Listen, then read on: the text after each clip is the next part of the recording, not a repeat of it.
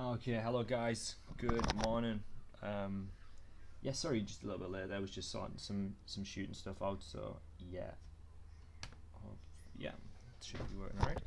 All right, guys. So welcome back to Intro to Photography. This is it's the first session or the second session, depending on how you look at it. I suppose the first session was the taster, and then I guess this is technically the second session, but you could say this is like a little bit confusing, but you could say it's the first session of the actual course, and the last session was the taster. But that's not important. Anyway, how you guys doing? Hope everybody's all right. Cool, awesome. I see we've got quite a few people in the chat there. So yeah, hello everybody. Good morning. Awesome. It should be like a fun session today. We've got a lot planned. So basically, we're going to look at this presentation. We're going to learn a bit more about some lighting techniques in the exposure triangle, which is obviously what we looked at last week, but we're going to look at it just a little bit more detail. And then obviously we're going to have a look at some of the stuff that you guys have sent in, because quite a few of you sent in homework, and I think that it looks absolutely awesome, so I'm very impressed with the stuff that you sent in, guys. So we'll probably look at that in the second half of the session. We've got a mini quiz at the end of this presentation, which should be pretty fun. So yeah, you guys can participate in that as well.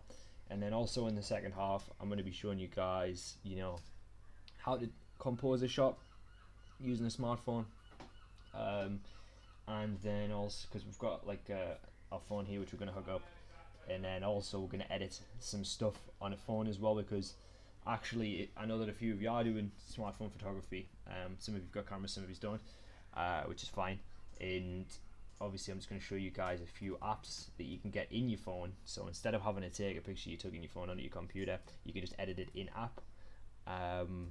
And it's fine to alternate between the two as well. So sometimes I use my camera for certain stuff, but sometimes, if I see a good picture and I'm out and about, I don't have my camera with me, I'll just take it on my phone, and you can still get a relatively good image as well. But also it depends on what kind of phone you've got.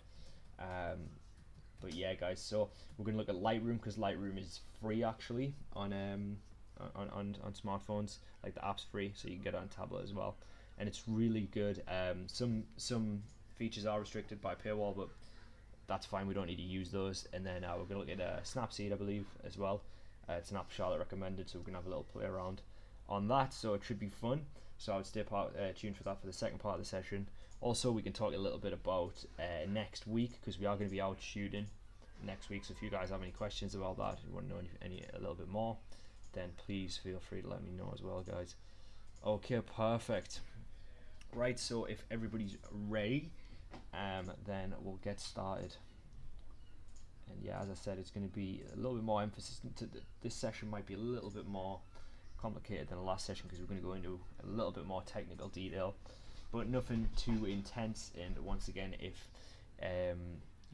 it's not like sinking in just yet, don't worry, because it soon will. And to be honest, it takes a while for this to kind of sink in, and a lot of it is kind of getting into the habit of doing it. So it's like, that's the most important thing, is actually going out and doing it yourself, and trying yourself to kind of see what works and what doesn't work, because it honestly doesn't really matter if you're not grasping it, and then you get out and you can take a good picture. That's the most important thing. But obviously some of these things should help you guys. So awesome. If you guys are ready, then we'll get cracking.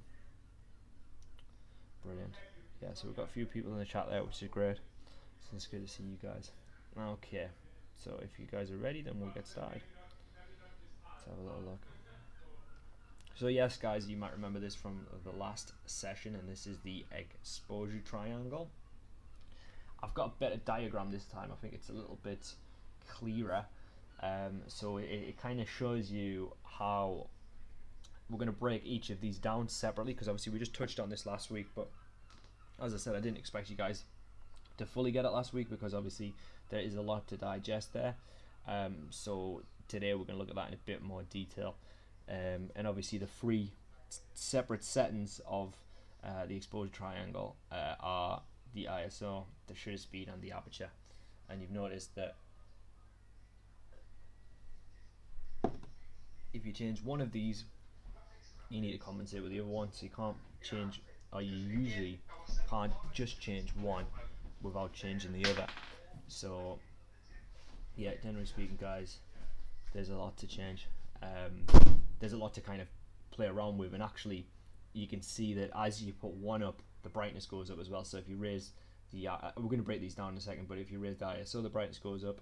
If you lower the aperture, this is something that we're going to talk about. It's a little bit confusing in photography. You lower the aperture, it gets brighter, or you raise the aperture, sorry, and then so if you raise the aperture, it gets brighter. That is the confusing thing that I was saying myself. That actually, the more you open your aperture up, the lower the f-stop, but you're opening the aperture. So that the more open the aperture is, the lower the f-stop is, which is this thing underneath, and the smaller the aperture, the higher the f-stop. And I know that's confusing, but don't worry about that. Shutter speed as well, the more that you reduce the shutter speed, the brighter it'll get as well. Okay guys, so we're gonna go into it now, so let's have a little look. So first we're gonna start with shutter speed actually. So yeah, let's see. Okay, give me 1 second there, perfect. Right, let's make that a little bit bigger.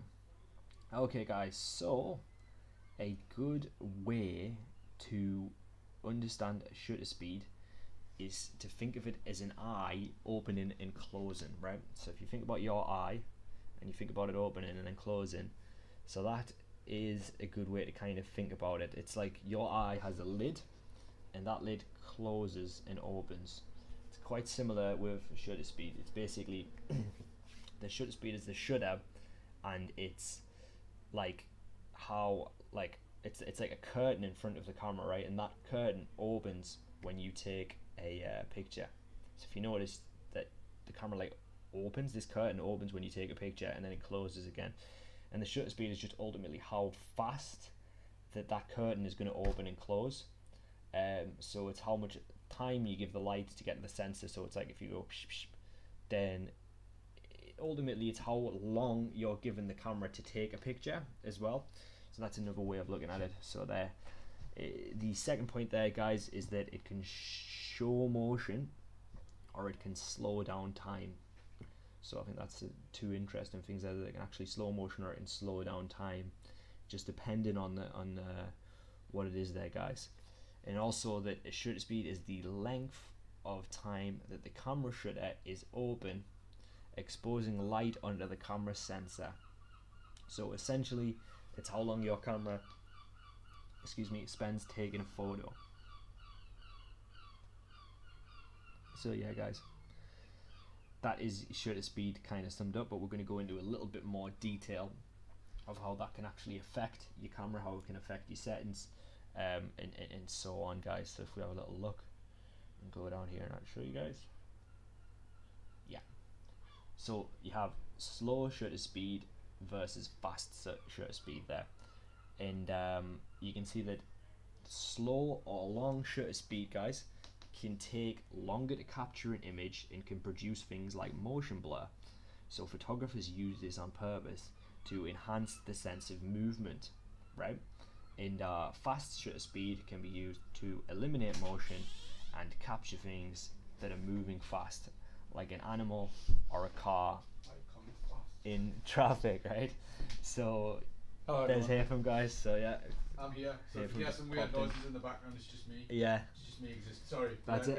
Someone was having a conversation before. Sorry to interrupt. No, it's totally fine. Yeah, I was having a conversation. Well, yeah, it's kind of like it feels like I'm having a conversation with myself because there's nobody responding. So I'm just like, yeah.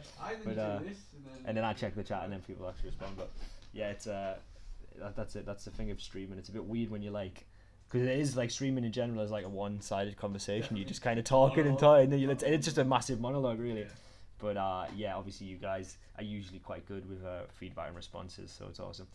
But yeah, guys, we're just talking about shutter speed there. And we're just saying that slow shutter speed, or it could be called a long shutter speed as well, just takes a longer time, because we're talking about that curtain opening.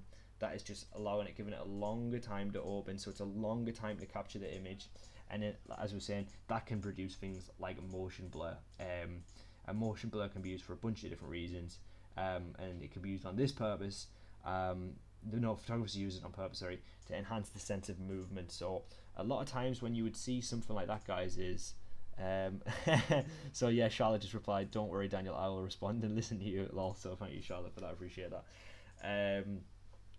But yeah, so you guys will. So the good example there is obviously if you look at the picture on the right hand side here, this is a slow shutter speed, or it is a long shutter speed, guys, and that you know, so if you've got that kind of slow or long shutter speed there, it's going to take a long time to capture the image. You're letting that, you're giving it more seconds to open, and it's going to come out with an image looking like that. See, you've got kind of a bit of motion blur there, but it gets rid of some of the details. But a lot of photographers love that, and I think it's like you've seen that stuff a lot. It's kind of like low-mo photography, where they intentionally put the shutter speed, slow the shutter speed so that they can get a picture like that. And it's quite simple to do, obviously, but it's a very effective technique. And generally you will see this kind of photography a lot on waterfalls, but sometimes on night photography as well, once people want to kind of blur some of the neons, you see that used a lot. And then also, once again, like I was saying, with a lot of kind of things like moving water, it's a technique that a lot of people like to use for those kind of purposes. But ultimately I think it looks pretty good, but it depends on once again what you're using it for. So it wouldn't be good all the time, but if you want to get that kind of specific shot, then it would be pretty cool. So yeah, play around with it and see what you guys think. And as I was saying there, fast shutter speed is something that can be used to eliminate motion and capture things that are moving fast, right? So if you want to use fast shutter speed, sometimes that is good to catch like maybe like wildlife, or something like if you want to get like a car, you want to kind of stop the motion of something that's moving fast. So for like action shots, it's perfect. So that's something to bear in mind as well, guys. So make sure that you look out for that. Hello Amelia, good morning. How are you doing today? Hope you're having a good morning, guys. It's cool to see you guys all tuning in. It's and we've got like quite a good crew of us. So yeah, guys, if at any point you have any questions about anything that I'm saying, don't be afraid to ask. Yeah, and I'll be more than happy to answer the question and explain it in as much detail as I can. So yeah, so I think that these are both two really cool images, and it really kind of just shows you, you know, the difference between these two pictures, and like the different in terms of style you can get by just editing stuff in camera without actually even having to you know, that's none of that's done in post. That's all done on settings in the camera, and you can get an effect which looks something like that. So I think it's really, really cool. Definitely a big fan of that. Okie dokie, guys, so we are going to go down to number 5 here, and then there you go, guys. So if any, I want to ask, guys, anyone in the chat who can tell me which one of those is probably taken on fast shutter speed, and then which one of them is probably taken on a slow shutter speed, because this is an example of the two different kind of effects that you can get there. I'll give you guys a minute just to kind of get back to me on that one. Because yeah, it's a tough one. Who can tell me? Because obviously these are two very different kind of images, and also it like we'll go into it in a bit more detail, guys. But so yes, good job, Lee. The fast shutter is the dolphin. Obviously, it's capturing the dolphin. The dolphin's obviously moving very fast, and it's just capturing it as it's flying out of the water there. Because you're going to need a very high shutter speed just to get fast shutter speed, even just to capture that in motion. And obviously it suspends the motion of the dolphin, so it looks really, really cool. And you can see that it's like kind of in flight, and yeah, it's awesome. And then let's see, yeah, so the first one, yeah, so the dolphin is the fast shot, yeah, brilliant. So the dolphin's going to be faster speed, and the windmill is took on a slow shutter speed. So good job, great answer everybody there. I think that's all brilliant. You guys did a really good job. Yeah, so guys, that's, and the you know, the telltale sign is the one on the left here is obviously took on a very slow shutter speed because they haven't caught the motion. They've wanted to create like a motion blur effect to make it look like a windmill, or maybe it is a windmill, but it's my impression that they're actually bottles, but they've just kind of blurred it so it like gives the impression that it looks like a windmill. Obviously it's rotating. So yeah, if you want to ever get that motion blur effect, then that is the way to do it, is to put like a slow shutter speed on. But guys, bear in mind as well, if you do have your shutter speed really high, and you want to get a picture of something, like you want to capture the motion of something, like for example like that dolphin or something like that, bear in mind that those kind of pictures you do usually need like a really good camera. I mean, it is possible to get a good shot like that, but like if you do, like for example the stuff on like Life or any of those kind of David Attenborough programs, or any kind of shot that you would see in like kind of National Geographic of like an animal or something, they're usually taken on like the most expensive cameras money can buy, and they can shoot on that really high shutter speed because they're like such a good camera, and they usually have like very specialist lenses as well. So don't worry if you go out and then you're taking pictures of wildlife on a high shutter speed and it doesn't look exactly like that one on the right there, because that is a very hard shot to get, and you usually would need quite a good camera to capture something like as kind of perfectly as that. So but you still should be able to get some pretty good stuff. Also, something that I'm not sure that I've put on just here, but I think we'll definitely go into it in a minute, but I'm just going to refer back to the exposure triangle for a second, is that when you actually change the shutter speed, it actually gets brighter. So the lower you go down, the brighter it actually gets. So that's important to remember as well, that you are compensating for brightness. So the more that you alter your shutter speed, the more that you're going to affect the brightness as well, guys. So I'm confused. I think I got it. Yeah, no worries, Amelia. So I think that you might have just missed my explanation just at the beginning there, so that's alright. So basically, the slow shutter speed basically takes a longer time to take the picture, so it's going to give you kind of an effect like that where it blurs it a bit, whereas the fast shutter speed is able to capture something fast. Like it's like, as I said before, it's, if you can imagine like a curtain opening, right, and then closing, that's something that sits in front of your lens, so that's your shutter, and then when you take a picture that opens. So if you're wanting to take a picture of something like fast, right, it's going to open really fast, like it's going to take the picture really quickly. So it's going to, the amount of time that it allows light to go into the camera is really quickly. So for example, if I'm trying to capture some wildlife and it's got a really fast shutter speed, it'll be like that quickly. But for example, if I want to get a picture of a waterfall, I want it to look like quite blurry, then we're just going to open that curtain and give it some time to take the picture, and that's why it looks like that. So I hope that clears it up a bit. And yeah, like as I said, if you do, it was feeding the cats as they were screaming at you. Okay, no worries. Yeah, I know cats are very much like that. They will not stop meowing until they've been fed. So I can totally understand that. But yeah, bless them. Don't worry.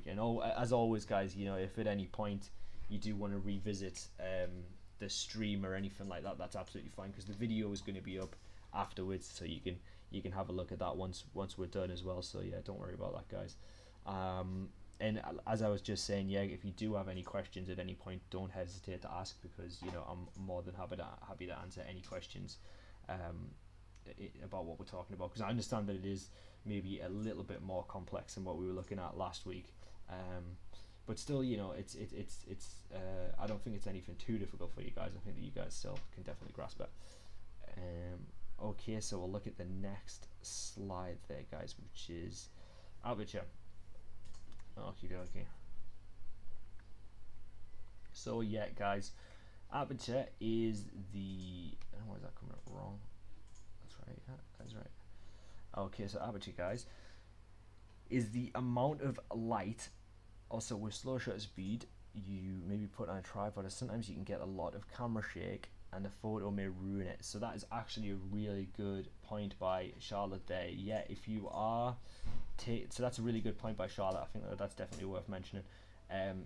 If you're taking a photo with slow shutter speed, you should probably put it on a tripod, because you can get a lot of camera shake and that might ruin the photo. Okay, so if you think about it, guys, if you literally, if slow shutter speed is just allowing the camera a longer time to take one picture, if you're shaking while it's doing that, it's going to cause too much blur, and it might really greatly affect the image. So yeah, very good point by Charlotte. Whenever you're taking photos on a really slow shutter speed, then definitely consider putting it on a tripod. I think that's a very good point. And yeah, I'm sure you guys obviously are aware what a tripod is. We can go into kind of equipment a bit more in another session, but generally speaking, a tripod is kind of it's not an essential, but it's an important bit of kit for if you're looking to get into photography, especially. I mean, I suppose for portrait or landscape. Just to briefly explain for people who might not be 100% familiar, a tripod is just 3 legs of a camera that you sit down and it rests there, and then you place your camera on top of it. You basically mount your camera to the tripod, and then once it's mounted, you can actually, you can unlock, I guess, the legs of the tripod to move them up or down, so you can get like a high angle shot or a low angle shot. And also the best thing with that is that when you're using a tripod, there's going to be no shake on the camera. They usually on a tripod, they usually have like a spirit level as well, so you can actually make sure that it is perfectly centered. So you're going to be able to shoot whatever you want to shoot kind of dead on. It's not going to be tilted, because that if you're shooting handheld all the time, you are naturally going to get a bit of tilt, and you're also going to have some kind of camera shake as well. So the camera shake can cause blurriness no matter what the shutter speed is. So yeah, if you've got a tripod, it just basically ensures that you are going to be able to get the shot that you want, but like nice and clear. And yeah, tripods are great for a number of reasons, and also it can help with angles as well, because you've got to think, like, if you're trying to get a low angle shot, you could easily you can tilt your tripod up and down, because your tripod will have a handle, so you could make some at a high angle or a low angle shot, but just by tilting it. You can do it by moving the tripod up or down. And then also there's going to be certain positions that you're going to be able to get into with the tripod that you never would by taking a shot handheld. So if you were crouched down trying to shoot upwards, it's going to be really uncomfortable and you might struggle with that. But if you had a tripod, it's going to be much easier for you to be able to get that shot. So yeah, a tripod is, if you are looking to be getting into photography and you think that it's something that you want to continue to do for a long time, then look into getting a tripod, but make sure that it is one that will be compatible with your camera, because if you just have a small point and shoot camera, you need to check the bottom of it to see if it actually has a mount for your tripod. I don't know if I can probably show you guys what I'm talking about. I'll show you guys now what a tripod mount would be. Just give me 1 second, guys. Excuse the tangent here, but I think it is definitely worth looking at. Yeah, so I've got a camera in here. So yeah, guys, if you look, right, most tripods will be mounted with the same thing. If I just go under here, alright, look how big that is. Alright, so yeah, guys, I've got my camera here. Is a Lumix GH4. This is the camera that we use for most of our shoots. And then if you wanted to know where the tripod would actually sit, there you go. You would screw it into there, and we actually have like a plate. So you would screw it into your plate and you kind of twist it around, and then it would just sit comfortably on the tripod. I would say nearly all DSLRs should have that. But if you've got a basic point and shoot, it may not. If you're using a smartphone and you're comfortable with that, that's absolutely fine, because you can get, as we've said before, you can get some great images on smartphones. However, you would probably need to get a smartphone tripod. They do exist, believe it or not. And the way that would work is it would like fit into the actual tripod, but you can get tripods for smartphones. Yeah, and you can also get something that maybe is more common for smartphones, is you get like kind of like, to be honest, even like a selfie stick that you could turn round. That would give you some kind of stabilization. We probably we're doing a little bit of a tangent here, but we probably look at stabilization in a bit more detail in a separate session where we can look at some of the different options. But yeah, that was a really good question by Charlotte there. And just to finish that trailer for as well, I think that For smartphone, if you were going to get a selfie stick, it would probably be about £10. You'd be able to get one on Amazon, or you can look at actual rigs for smartphones, which will also be good. And when I'm doing a lot of my video work, I use something called a Monopod, which is basically like it's kind of like a selfie stick for a camera, really, in a way. I don't know, I'm just trying to see if it's where I put the Monopod, because I was filming using it the other day. It doesn't matter if I can't find it, but I think it might be under here. Yeah, I got it. Brilliant. There we go. Cracking. So guys, yeah, I don't have a tripod with me right now, but we can get one for the next session that we're out. But I've got a Monopod here. We've got a smartphone one next door. Oh, brilliant! Yeah, so we can have maybe after lunch. I could maybe bring that through, and you guys can have a little look at it as well. So yeah, guys. So this is a Monopod. A tripod. Obviously, this has got one leg. Being a Monopod, a tripod obviously has 3 legs. And yeah, I use this for a lot of our video work. And I mean, I think this actually cost us like maybe £20. It was quite cheap. It's Manfrotto, which is a really good make. But yeah, as I was saying, don't want to make that too big. You can see how obviously I just showed you guys the DSLR there and how it screws in. Well, actually, that's the thing that you would screw it onto. I'll actually show you how you would mount it. Give me 1 second, guys. Sorry. So yeah, you can mount it to this Monopod, and it's quite easy to use, to be honest. So yeah, that's that mount there. And so if you do have a DSLR, a Monopod's pretty good investment. If you're doing video, it might be more effective because there you go. Because obviously when you're shooting handheld, you're going to get that natural shake, and especially like some people have quite a steady hand naturally. I actually don't really have the steadiest hand, but that doesn't mean that you can't be a videographer or photographer. You just need some kit that's going to help you with that stabilization. And this Monopod is absolutely brilliant for that. So literally you can just hold it there, and like whenever I'm filming, I can just kind of move with the Monopod. And it's literally, yeah, it's a cheap bit of kit, and actually not enough people use them in video, I think, but I use it all the time because I found it to be really handy. And it got recommended to me years ago when I was in film school, and literally thought, someone told me, like one of our tutors told me about it, and he said he used it all the time, and then ever since then I've always used it. But it is great for photography as well, because you are able to just kind of get that stabilization. And obviously, when you're taking a picture, you might need to take your hand off it, but you don't always need to hold it like this, because I'll try to move back a little bit, but it extends as well. So if you give me just 1 second, guys. Would you like some assistance demonstrating it? Yes, so Haytham's going to help demonstrate now.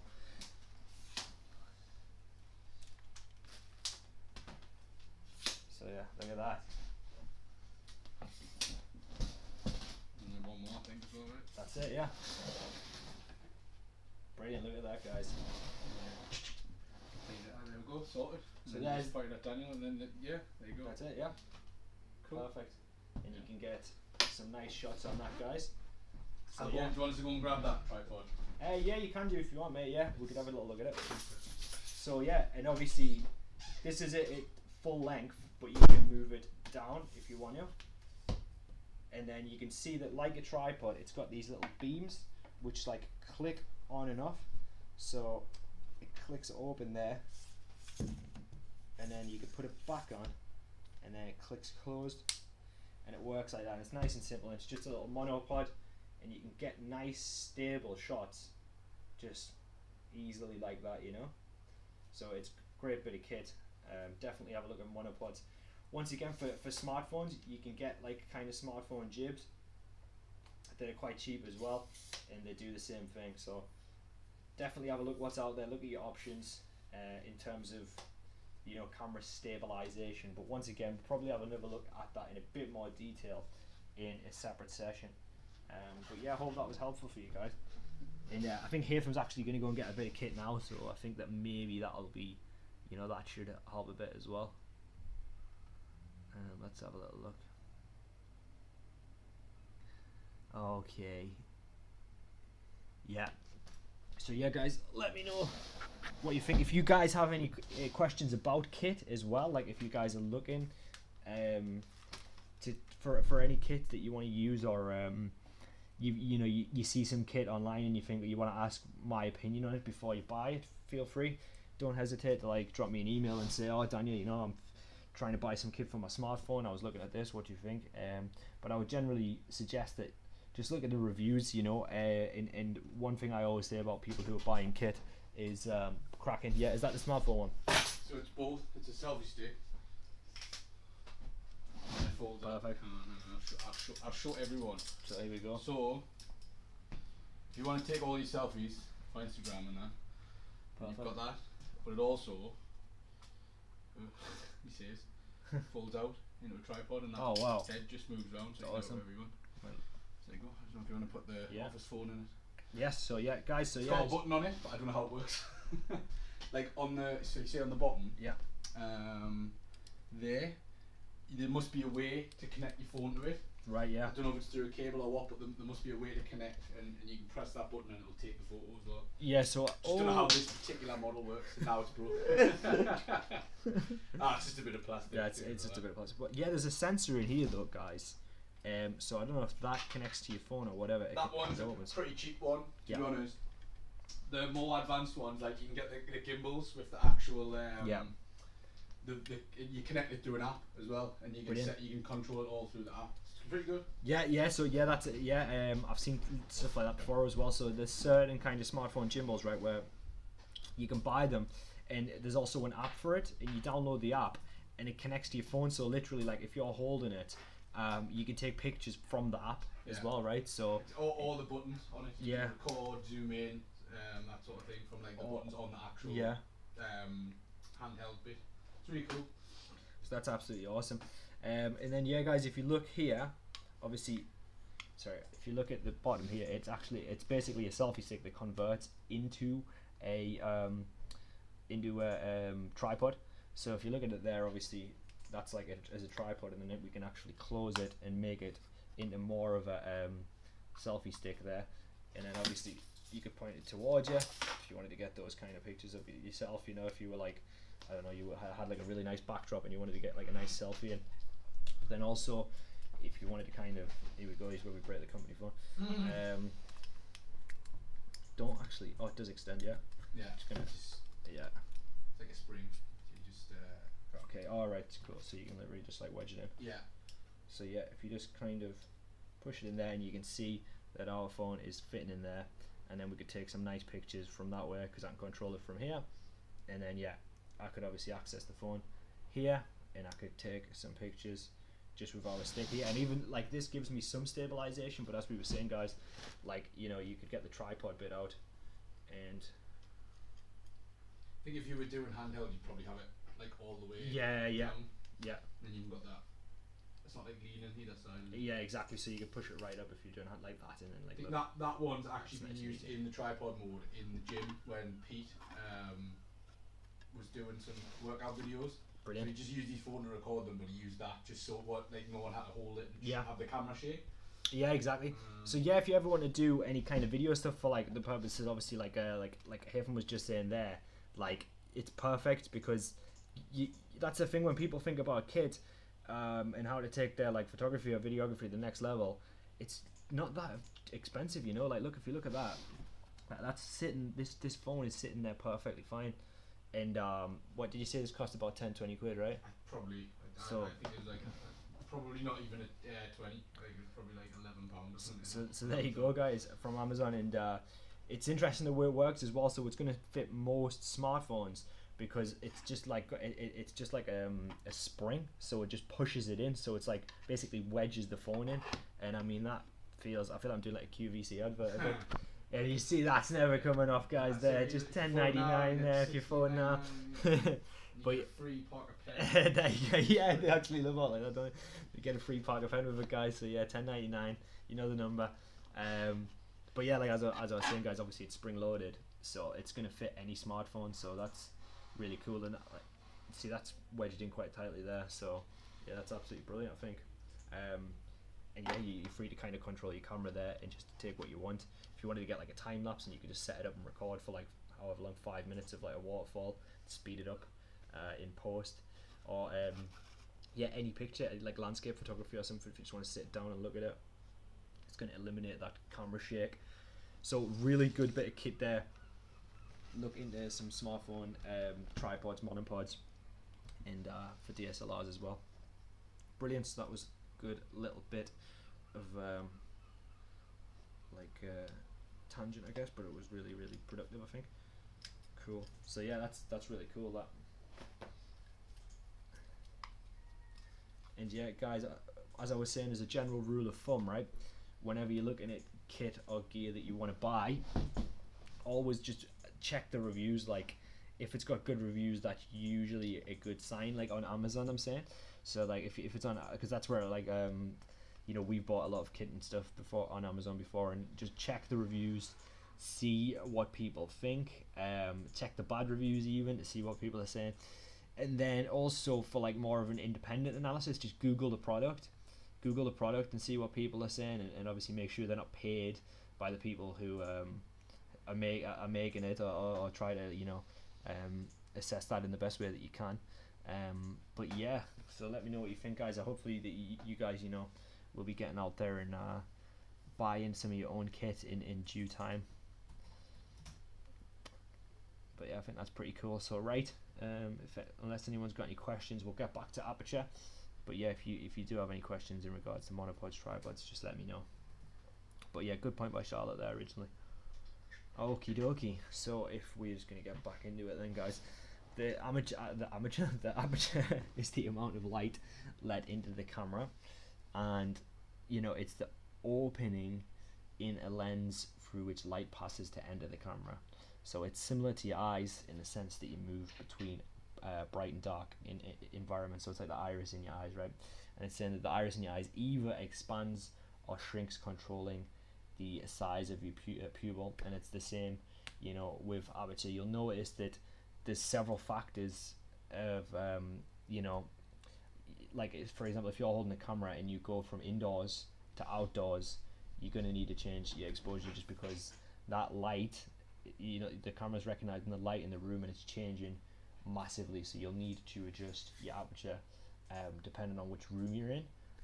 There's sometimes that no matter how low you get your aperture, you're still not able to, it's still too bright, like there's just nothing you can do. So in that case, you would have to kind of have something called an ND filter, which is basically, I think I talked about it a little bit last session, and it's like sunglasses for your camera basically, and that would help a lot, because it will kind of block some of the light, but you don't have to change your aperture. So you could have relatively high aperture, which obviously has some really good quality, so you're able to still get like a shallow depth of field, but you've got something that's blocking some of the light out, which would be this ND filter. I'll have a look if we've got. We have some NDs. I'm not exactly sure where. I think they're in. I think they might be in that bag, but I'm not 100% sure. And I don't want to spend like 10 minutes looking for it and then not find it. So there's that as well. Yeah. So changing your aperture can primarily affect the brightness and the depth of field of your image. That's something that we looked at a little bit last week. If you remember depth of field, that's something that changes. So every time you change your aperture, it's going to affect the depth of field of the image, how sharp it is, or how deep the depth of field is, or how shallow it is, but then also the brightness as well. So the wider your aperture, the brighter it's going to be, because you're basically opening that eye up. So if you're shooting on like 1.8 f-stop, so you've got a really high wide aperture, then you're letting so much light into that lens. But then if you're shooting on like something like 16 f-stop, then you've got a really kind of small aperture. You're not letting much light go through that lens. So it depends on what you're kind of aiming for, and also when the wider the aperture is, the shallower the depth of field is going to be. I know that might sound a bit like gobbledygook at the moment, but we're going to break it down a bit, and hopefully it'll be a bit more digestible once we've had a little look through it and explained it a bit more in detail. So as I was saying, guys, don't worry if some of it's confusing for now. It doesn't have to be, right? It's good to explain this stuff so you're aware of it, but at the same time, it's something that you learn through habit as well. And it's just it's as simple as that. So when we go out and shoot next week, I'll kind of guide you guys through exactly what, you know, I'll guide you guys through everything. You don't need to worry about okay, is the aperture right, is the shutter speed right, is the ISO right, because you've took a good picture. I've seen your pictures already. You've took good pictures before without knowing that kind of stuff, and now you know it. Don't let that hinder you. Don't be like, oh, I don't know if I've got the shutter speed right here. Just do it. Just take the picture. And you know, we can start on more auto settings, and then we could just gradually wean you guys off until you're doing fully manual, and then you're just kind of able to kind of do exactly how you want to do it. But at the end of the day, guys, it doesn't matter how you get the picture. A good picture is a good picture, and I firmly believe that, right? So you know, you could get a good picture on a smartphone that looks brilliant. You can also get a good picture on a film camera shooting on film. One of those is much more manual, one of them's much more automatic. Doesn't matter at the end of the day, really, does it? Because all that matters is how good the picture looks. So yeah, bear that in mind, guys. And neither one's better than the other. It's just two different ways of doing it. And yeah, so one important part of Aperture that confuses beginning photographers more than anything else, and this, you know, this has got me so many times. So if you guys feel a little bit confused at all now, it might be due to this, because it is confusing. Is that small numbers represent large numbers represent small apertures. So I know that's so confusing, but if you're shooting on like a 1.8 f-stop, that's a really large aperture. You've got your camera like iris like so wide, and then if you're shooting on like something like f22, then that's like such a low aperture. But yeah, don't, like, once again, all these numbers and stuff, don't worry about that so much yet. We'll break it down as we go, guys. But yeah, that is the main one that'll confuse a lot of people. So yeah, don't worry, guys. Okay, cool. So how aperture affects brightness. So as aperture changes in size, it alters the overall amount of light that reaches your camera, and therefore the brightness of your image, right? So if you look, guys, the large aperture, which is there, it's wide open. If you've got quite a large aperture on a bright day, you're probably going to come away with something like that. Like, you see that looks way too overexposed, and it looks way too bright. So, you know, you're not going to be able to do too much with that one there on the left, guys. But as I was saying before, if you've got like that ND filter, you've got those sunglasses for your lens, you might be able to do something a bit more with that. It might be able to kind of, you know, you put those sunglasses on your camera, and you're still able to get a shot. You're still able to use like a high exposure, a high aperture, sorry, a large aperture, but you know, you're able to kind of cancel out some of that brightness. The medium aperture, which is the one in the middle, you see that looks quite normal. It's not really shallow depth of field, but it's not like too sharp as well. And that's what that looks like. And then the small aperture is the one there, which is where the camera's iris is really small, and obviously the image looks quite dark as well. So yeah, as we were saying there, guys, as aperture changes in size, it alters the overall amount of light that reaches your camera sensor, and therefore the brightness of your image. I'm just going to have a super quick look to see if we've got an ND in this bag here. I think we do, but if I can't find one, I'm not going to spend too much looking. So I feel like we definitely do have an ND in here. Can't find it. I'll just have another look at the lunch. No, we don't have an ND. We're sure we did, guys, but can't see one just yet. But I'll have a look at lunchtime, and then I'll see if we can get one, because we've definitely got a few ND filters, and they are quite helpful if you're wanting to shoot with large aperture, but in kind of outside on a sunny day or so. But yeah, something to think about, guys. You can get, I think you can get NDs for smartphones as well, but you would have to make sure that it would be able to fit over, right? So something to look into, guys, and they're quite cheap as well, actually. I think ND filters. Right, yo, guys. Okay, so let's have a little look. So depth of field at different apertures. Obviously, if you remember, you guys cast your mind back to last week, we were looking at different depth of field at different apertures, if you remember, guys. And basically, as you can see here, the more that you open up the aperture, the shallower that the depth of field will become. So whereas the more that you lower the aperture, the sharper that the image will become. Okay, so as you can see here, with a really open aperture, that's at f2.8, you get that shallow depth of field. And if you guys remember last week, we had that very shallow depth of field, right? That was like one of the things that that was one of the pictures that we looked at, was on a low f-stop like that, so you could get something in the foreground and you can get like a nice bit of focus on that, and there you go. And then you've got this one here which is shot at f16, and that's got the trees in focus, and that has got the cactus in focus as well. Don't know, guys, if you remember last week when we actually looked at how you can create like a shallow depth of field just in kind of Photoshop. It's quite easy to do, guys.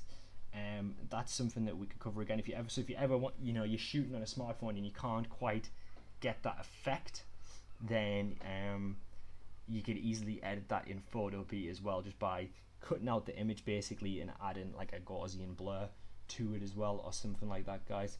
Also, another way that you can get like quite a similar effect is if you've got an Android phone. There's usually a feature, and we'll look at this in the second half of the session a bit more, because yeah, as I said, in the second half of the session, we're going to be playing around with some of the phone settings. We're going to be looking at like how to compose a shot on a smartphone, which should be good fun. And there's usually a feature on phones. It's like in the auto setting when you're taking portraits, excuse me, and that is live focus. So I know that a lot of Android phones have that. I'm not 100% sure about this phone that we're using, but we're going to have a good look at it. There's usually something similar. I know that Apple, I can't remember what Apple's one's called, but there is something similar, and it's basically like a selective focus. I know that in Instagram, if you're taking a picture in Instagram, they have a filter called focus, which mimics that effect as well. And it's basically trying to mimic the shallow depth of field effect. It obviously does look a little bit synthetic as it is digitally doing it. It's not done, actually in the camera, but it still can look quite good, and it can look quite cool, depending on what you want to get, and especially if it's you're making the most of what you got. So look at that. Look at whatever phone you have and see if it has like a selective focus feature. It should do. Once again, if it's an Android, then I think that it'll have that live focus, it's called, and you can actually change some of the type of live focus. You can change it whether the background's like really crushed or whether it's like kind of like shapes, kind of. I think you know what I'm talking about if you've used it before. But yeah, it's worth having a look at, guys.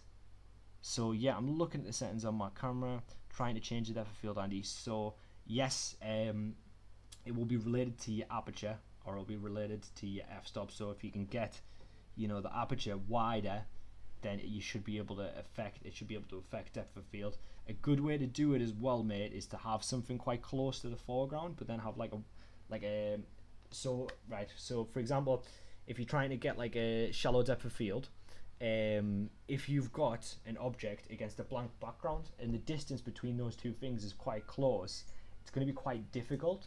But if you've got an object and then you've got like a large background, like a deep depth of field, then it should be quite easy, or it should be easier. Just make sure that you focus on the thing that's in the foreground, that's like relatively close to you, and then it should naturally start to blur the background a little bit. But yeah, as I was saying, it's related to your aperture. So shallow depth of field happens when you've got a low f-stop or it's a high aperture, and then the opposite obviously when you've got like a really small aperture and a high depth of field. There is a large depth of field, sorry. So is that clear for everybody? Let me, like I say, guys, please let me know if there's anything unclear at any point. But yeah, you should be able to get that effect or some variation of that effect just if you fiddle around with your settings a little bit. Okie dokie, guys. So if everyone is happy with that, then we'll move on to the next bit there in a bit more detail. Okay, brilliant. So we've got our exposure chart here, guys, which is obviously pretty useful. It's our f-stop chart here, and this is just to kind of explain it a bit better. I think that this kind of puts it in a little bit more detail. If you have a little look there, guys, so we've got the aperture, which is obviously very wide aperture, is f-stop 1, f-stop 1.4 and 2. I think that you would be very hard pressed to find a lens that's going to go to f-stop 1. I've never used a camera that's going to 1. It'll probably cost like 100 grand or something for like a lens that goes to 1. I'll give you guys an example, right? There's a Canon lens, a 50mm prime lens, and I think the 1.8 f-stop and the 1.6, so that's 0.2 of an f-stop, that goes, I think the difference in price is like £100 or something. It's like £100 more expensive for 0.2 of an f-stop. And the reason for that is, if you're shooting at night, well, this is one of the reasons, is that when you're shooting at night, it really helps you get into low lighting. So if you're shooting at 1.6 at night, you're able to get quite a lot more of that, because you're able to shoot in low lighting a lot better than if you were at 1.8 or 2, for example. So yeah, it's something worth looking at. So yeah, guys, here is just a couple of examples here. So there you've got aperture, which is, you know, that kind of iris on your camera and how wide it is. Then you've got your f-stops on the second one here, which goes from 1 to 1.4 to 2.8, 4, 5, 6, 5, 8, 5, f11, sorry, f16 and f22. And you can see that it starts brighter here and then it gets darker. So the higher the lower the aperture, the darker it gets. Or we could say the higher the f-stop. I know sorry that it is so confusing, guys. I don't know why they've done it like that, but that is just the way it is. But once you've learned it, it gets somewhat easier. So as I was saying, yeah, as the higher the f-stop, basically the darker it gets, and the lower the f-stop, the brighter it gets. And you can see that on the right here, that also affects the depth of field. So 1.1 f-stop with 1.4 f-stop, the depth of field is very, very shallow. You've literally only got the foreground there. 2.8, it's still quite shallow, but you're getting a bit more. And then obviously 4 to 5, 6, it's starting to come where you can see both of the things there a little bit better. Then once again, as it comes up even more, you can get both things in. And then as you go right up in f-stop, you know, you've completely got both things in here, like 100%. So definitely, I think that this is a good like little cheat sheet. And guys, you know, if you type in f-stop chart into Google, you'll get a few things like this. I would 100% recommend having something like this at hand, just to kind of learn it a bit.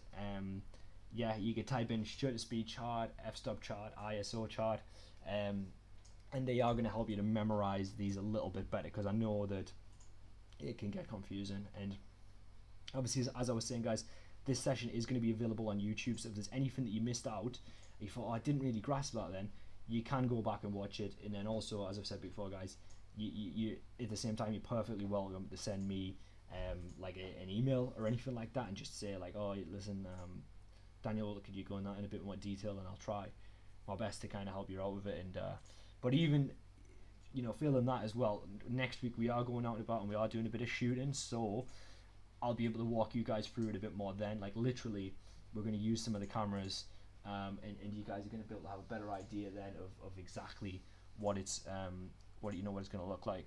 I can at lunchtime as well, I can bring some of the cameras down that we're going to use, just so you guys can have a little look and a better idea of what they're going to look like and what how they're going to be. So I think we've got 3 cameras of a certain type, and then we've got a bunch more of a more kind of point and shoot style.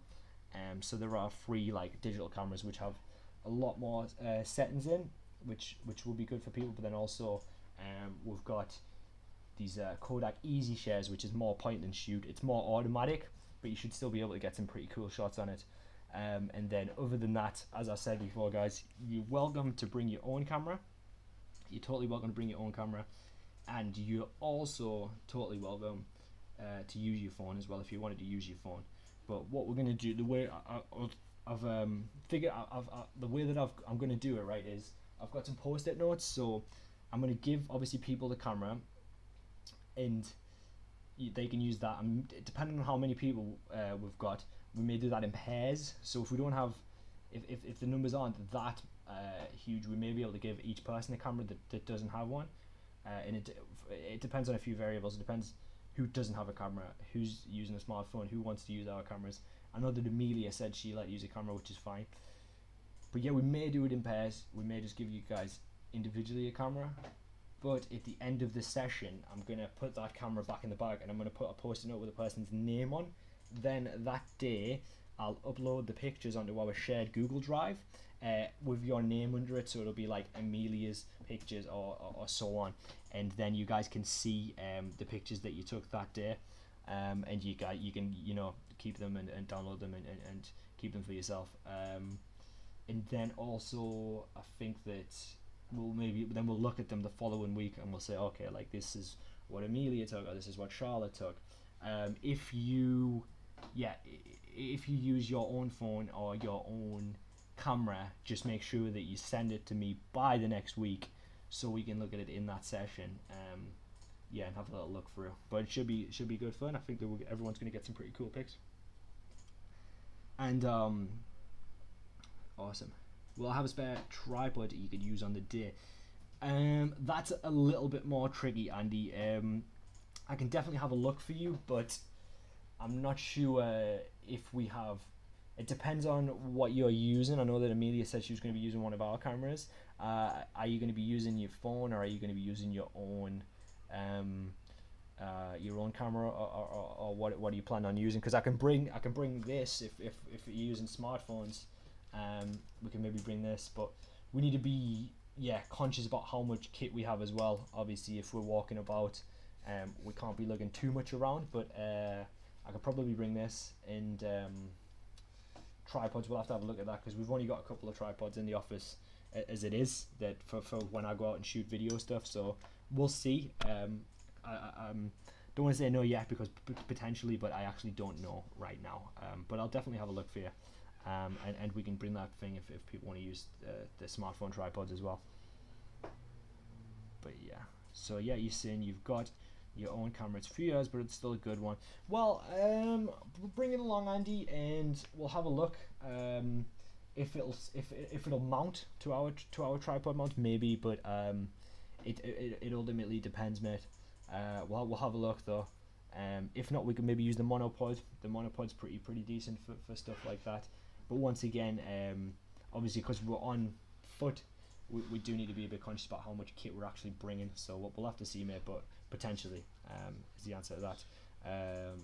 And let's have a look. So yeah, you guys both got your own camera. I think it should be okay, but I would like to try your cameras out sometimes, as I find it quite limited, especially when I take up close-up shots. Okay, so Charlotte, then it's totally your choice. You can bring your own camera, and you can get shots on that. But then if you also want to have a play, like a little go on one of our cameras, then you're most welcome to. Like, we'll bring the free cameras. So if one's not being used, you can have a little go on it, or if someone else is using it, maybe they can just pass it over, and you can have like a little play on it as well. So I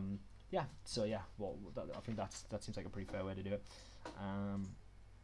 Okay, so that is a bit more of an explanation of f-stops there.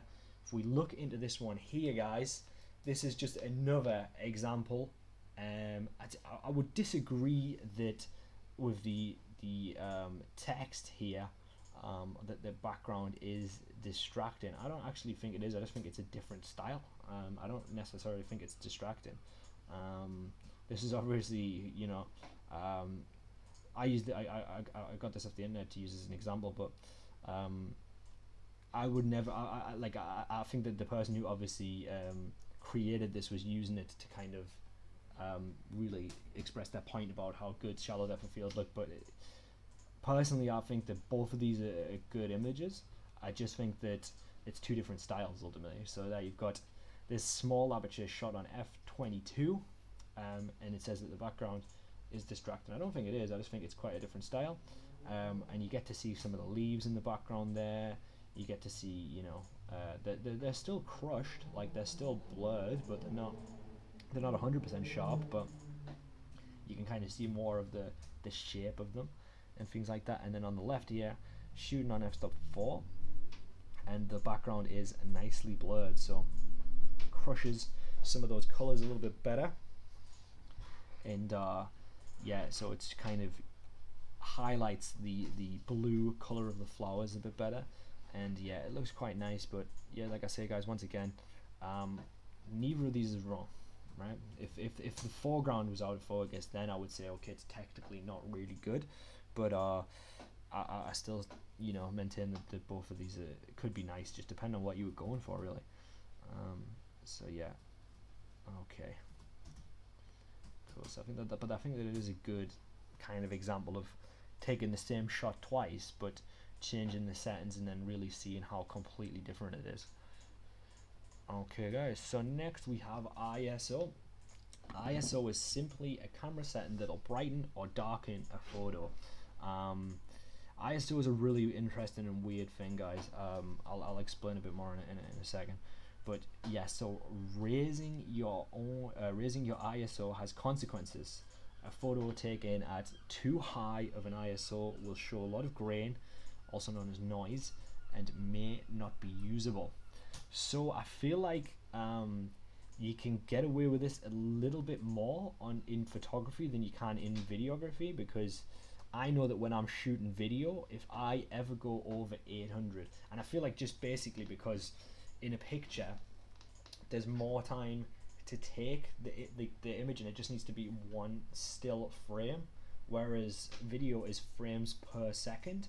So I think that, you know, in average when you're shooting on video, it could be 50 frames a second, it could be 25, most commonly maybe 25. So it's taking 25 pictures a second, basically. That's all that a video is. It's just multiple pictures in a second to create a moving image, and that's how video is made. But so if you're shooting over 800 ISO when you're doing video, it starts to get very grainy and bad. So if you shoot like 1200 ISO or something in video, then you're starting to get quite a grainy image because there's too much movement and you can start to pick it up quite easy.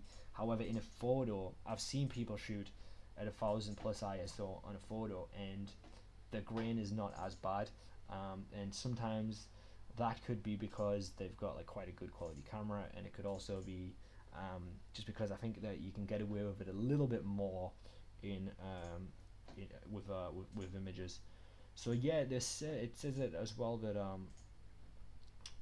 ISO was originally be stood for film sensitivity, and people would be rolls of film. That would be interesting. That's a spell mistake there. Sorry by myself. People would be, imagine that. People would be rolls of film. Kind of surreal. What would that be? So people would buy rolls of film of a certain ISO. Since then, what's going on here, guys? So a certain ISO. Since then, DSLR cameras have used this as a feature to mimic this effect, guys. So yeah, I don't know. This actually came up in Staying Connected yesterday, and I thought it was an interesting question.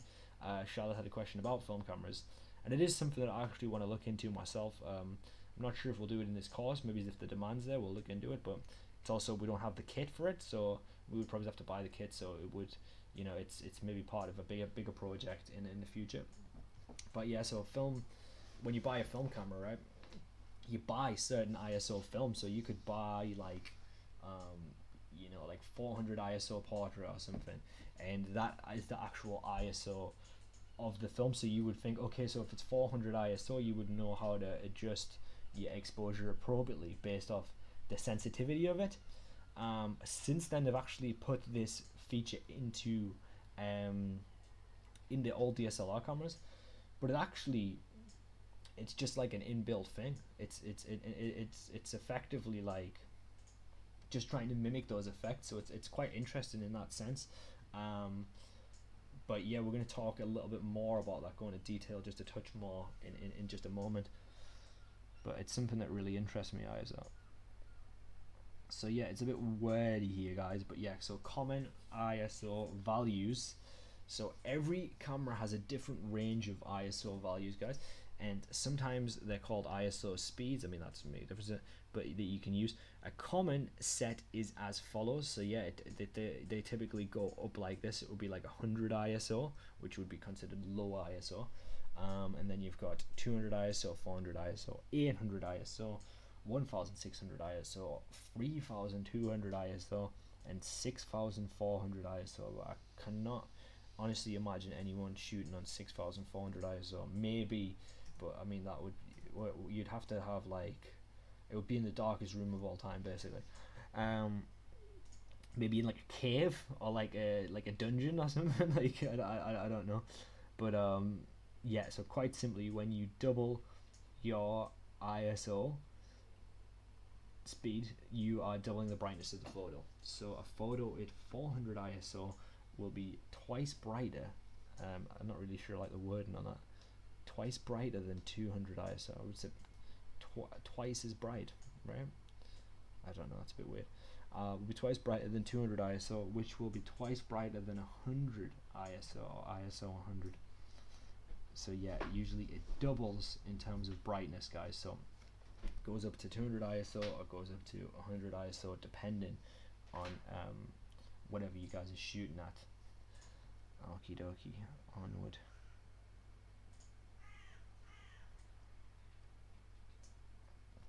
So base ISO, the lowest native ISO on your camera is your base ISO. So this is very important setting because it gives you the potential to produce the highest image quality, minimizing the visibility of noise as much as possible.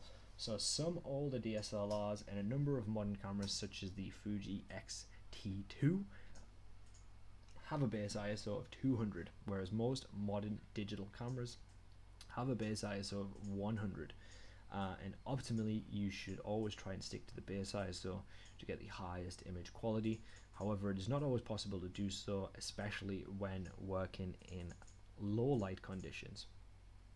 So yeah, guys.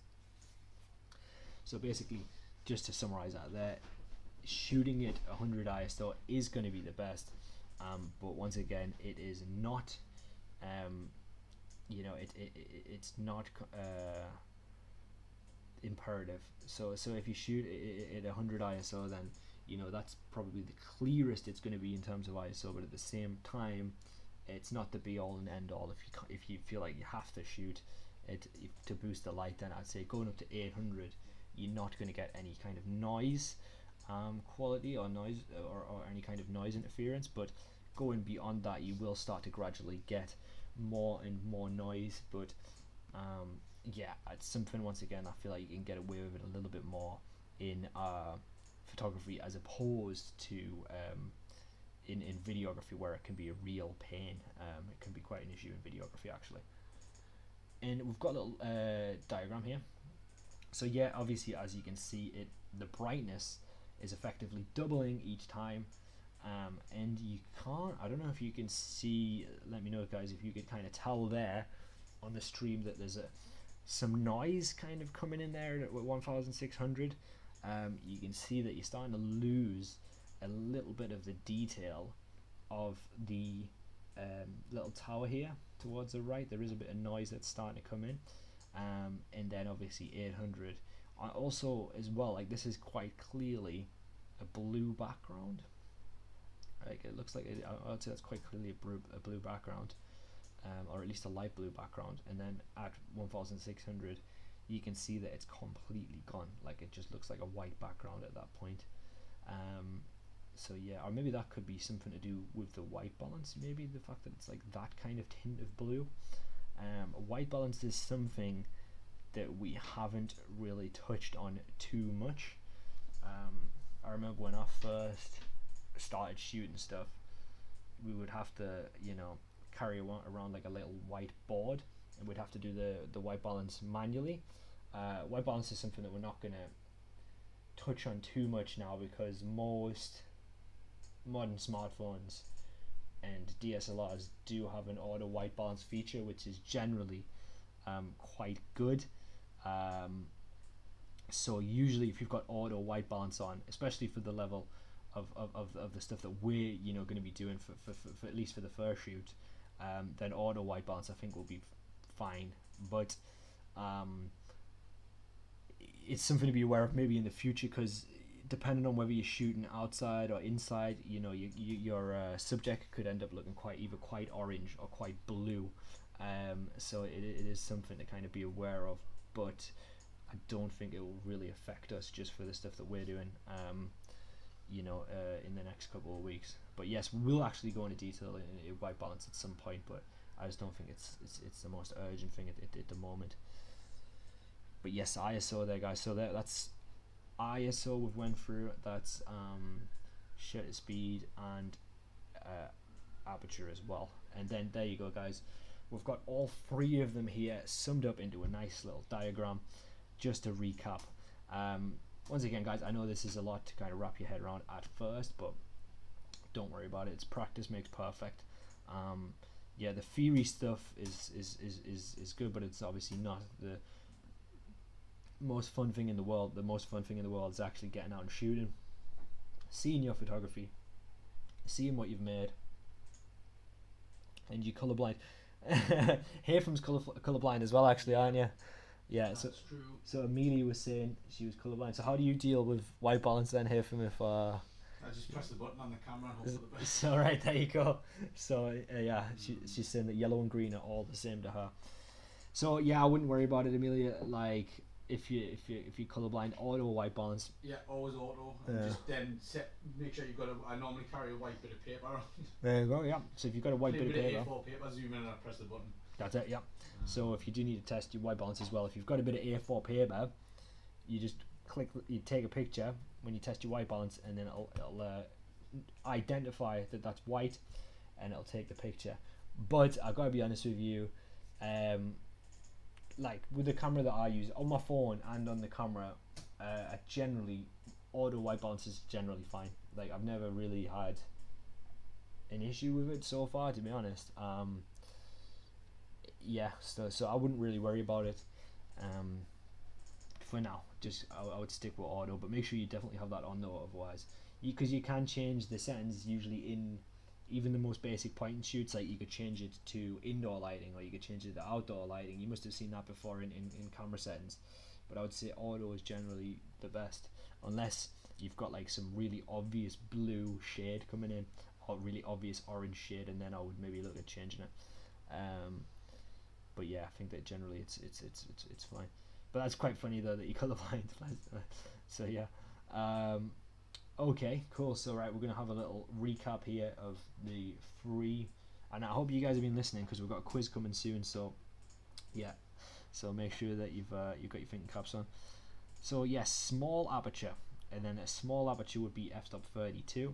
Obviously, you can see the thing that I like about this little sheet here is that it's got the diagrams as well, and then you can just gradually see as it goes to a slightly higher aperture or a large aperture that the depth of field starts to decrease. It starts to go from this deep depth of field that you've got this man and this mountain. So it's not always,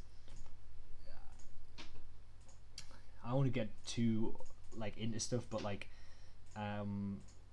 shallow depth of field looks nice, but it's not always the best. I think that when people first started to be able to get used to it, they started to really like it, but sometimes I think it's an issue with a lot of like student films, for example, is that they put everything in shallow depth of field and it can look just like a little bit boring. Sometimes backgrounds are really nice, and they add a bit more kind of character and to your pictures. So yeah, although shallow depth of field can look quite cool, sometimes the background is important as well, so the sharp depth of field can look a bit better. But yeah, there you go. So as it goes up to like f11, then you can see you're starting to get a little bit of shallow depth of field there, f8, and then all the way down to f1, where it's 1.4, where you've got a very crushed background with your foreground, with your subject really popping out there. Sorry, I'll just answer your question there, Amelia. So yeah, I'm not sure who's going on the trip. At the end of this session, or the end half, I'll discuss exactly what I kind of think we're going to do in terms, like, logistically.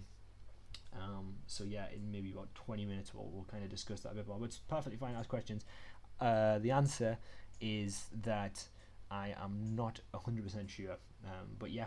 And I mean, the times that we're doing it is we're doing from 10 to kind of 10 to, I mean, whenever we get finished, but I guess at least 12 would probably be roughly when we're finishing, so it'll be right around lunchtime.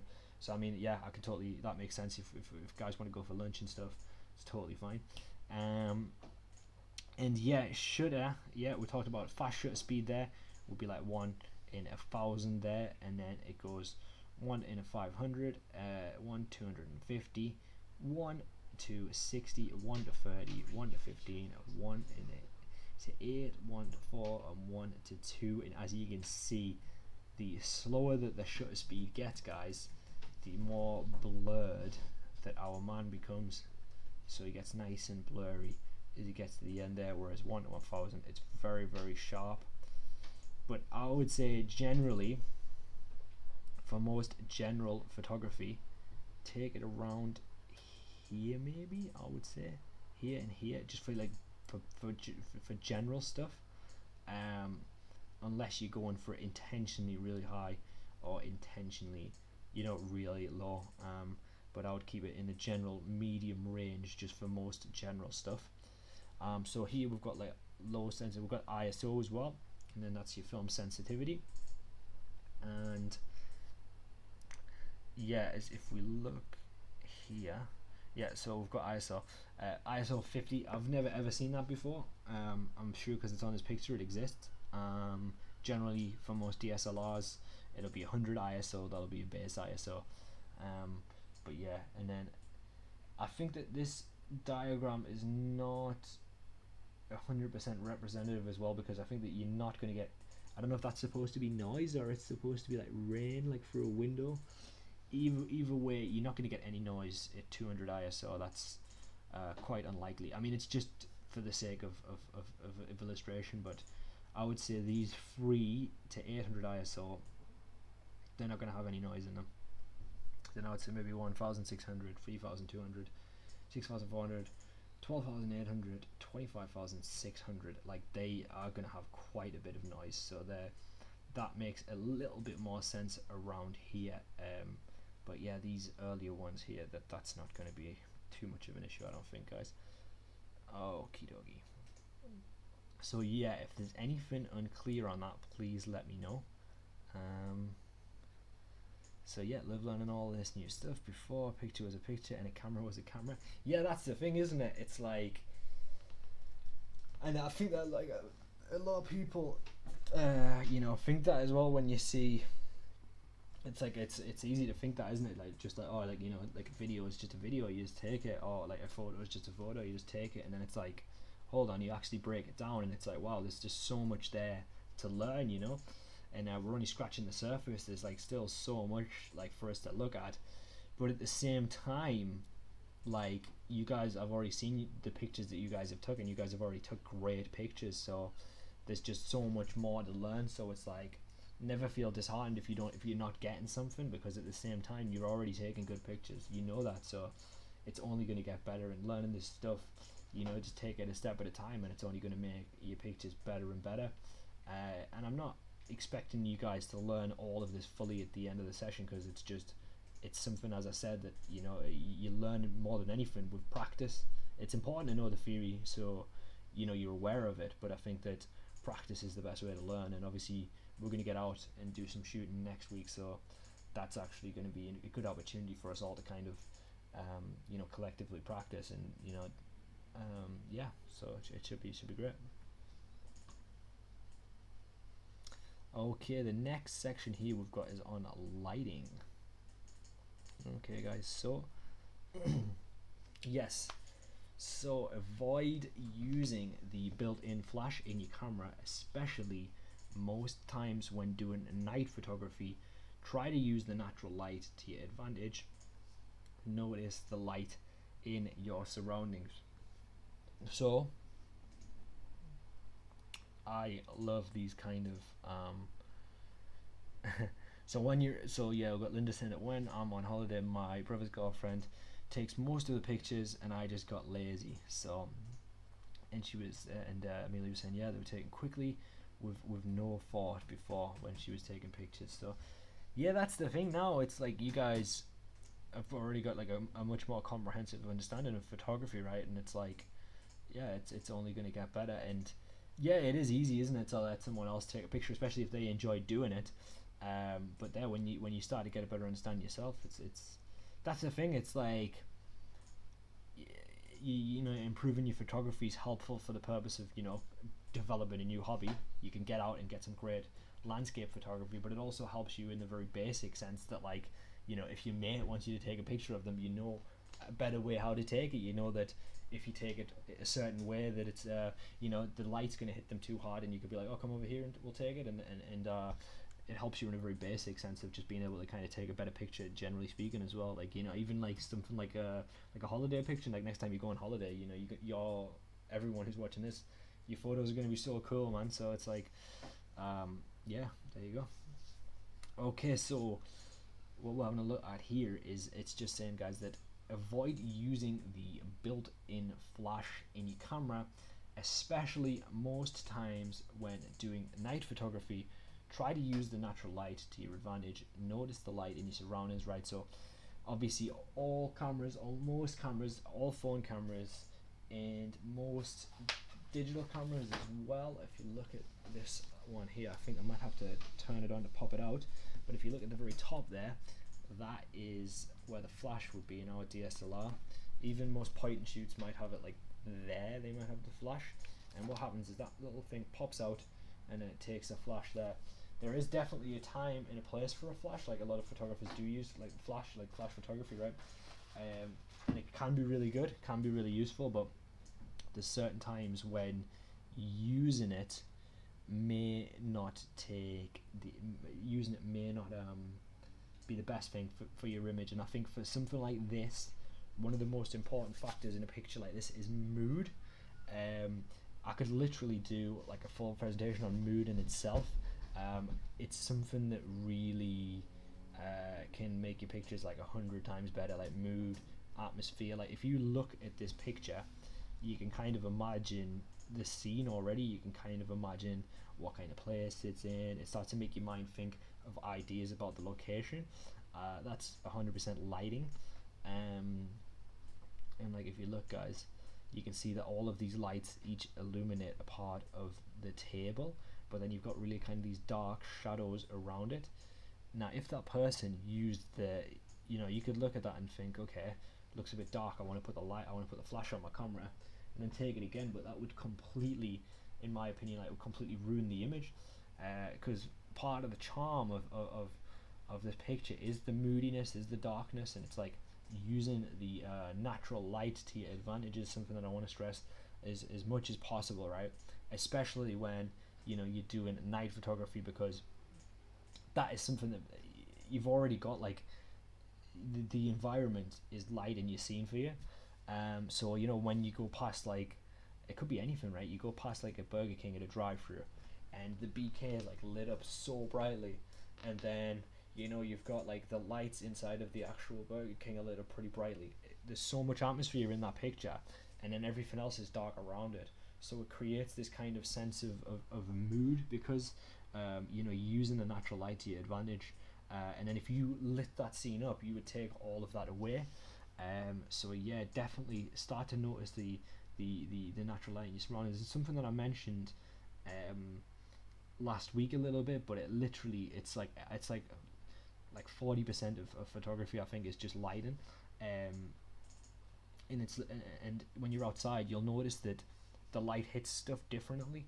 Like you'll notice that, like, you've probably seen this before, right? There's been a countless times where I've been sat at home, and then the sun will come through your window, and it'll hit like the blinds or something, and it'll create like kind of like a flag. It'll create like that kind of like noir effect naturally.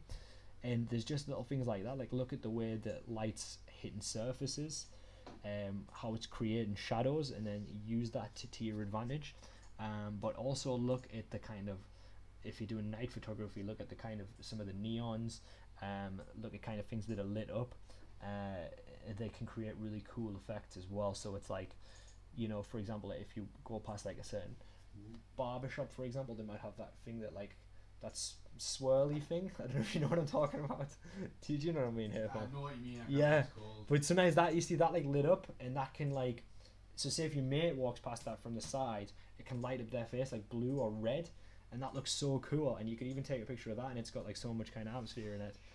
I mean, I'd love to know the origin of that swirly thing. It's like red, blue, and white. Yeah, I know what you mean. You guys know what I mean. Yeah. And yeah, so Amelia was saying that she's in Edinburgh in the next couple of weeks, so she is going to photograph the castle and the trams. That sounds awesome, Amelia, and I hope that you can send those pictures into us, because we'll have a look at those in the class, and I think that I'm sure we'll all really like to see that, because yeah, it's really cool, I think, and that'll look awesome. And another good thing about photography is it's an incentive to travel as well. You know, you can go out, say for example, if you want to go to the lakes and get some pictures of some of the mountains and stuff like that. Such great photography. It looks so cool, and you know, it's an incentive to go there, because you think, oh man, you think, oh, I can't be bothered maybe, but then you think, okay, actually take some really cool pictures. So definitely it incentivizes traveling as well. And yeah, Charlotte's just saying that she hopes she has a good time. There's lots of interesting buildings to take photos of, and also Edinburgh is one of her favourite places to go. Yeah, I love Edinburgh, and I think that we're quite fortunate being in the northeast to be so close to it. You know what I mean? Like, it's right around the corner. Really, it's like an hour and a quarter, hour and a half on the train. So I think that yeah, it's awesome. And I love going to Edinburgh as well when I get the chance to. Okie dokie, guys, so lighting. Try to use side lighting in order to pop out the lighting, instead of using front lighting or overhead lighting in order to pop out an image and add more definition, guys. So if I asked you guys, anybody in the chat who can tell me, where is this image lit from? Like, what side is the light coming from? Because I would love to get you guys' opinion on where you think that the light is coming from. Which side of the image, or which position? Is it from the front? Is it from the top? Is it from the left, or is it from the right? Who can tell me? So yeah, be interested to know, guys. I want to express about this as well. I might be giving away the answer a little bit here. Left hand side, good job, Andy. Perfect. Yeah, so brilliant. Good job, Lee. Yeah, absolutely fantastic. So that's absolutely right. The light is coming. Yeah, good job, Amelia. Yeah, brilliant. Well done, everybody.